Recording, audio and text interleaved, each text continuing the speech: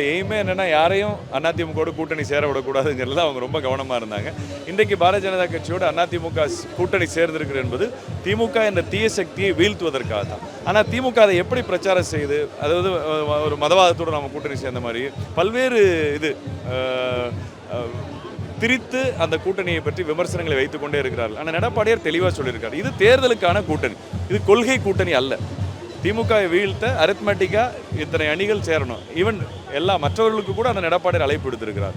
அது புதிதாக கட்சி தாவகாவாக இருக்கட்டும், இன்னும் திமுக கூட்டணி இருக்கிற அண்ணன் திருமா போன்றவர்கள் இருக்கட்டும், அத்தனை பேரும் ஒரு அணியில் இணைந்து திராவிட முன்னேற்ற கழகத்தை வீழ்த்த வேண்டும். ஏன்னா அது ஒரு மக்கள் விரோத ஆட்சி, அதை தான் மீன் பண்ணுறாங்க. அதுக்காக இந்த பாஜக அதிமுக கூட்டணிக்கு என்னதான் அவங்க வேற வேற அர்த்தம் கற்பிச்சா கூட மக்கள் இன்றைக்கு தெளிவாக இருக்கிறார்கள். 3வது முறையாக நரேந்திர மோடி அங்கே பிரதமராக இருக்கிறார். மாநிலத்தில் அண்ணன் எடப்பாடியார் அதிமுக, மத்தியில் பிஜேபி இருந்தால் தமிழ்நாட்டுக்கு நல்ல திட்டம் வரும் தானே. திமுகனால மத்திய அரசு எதிர்த்து ஒரு சாதாரண குளத்து வேலை காசு கூட வாங்கி தர முடியல, ஒரு 100 நாள் வேலையை முழுமையாக வைக்க முடியல. அதனால் விமர்சனங்கள் வேண்டாம், இனி மக்கள் பதில் தருவார்கள்.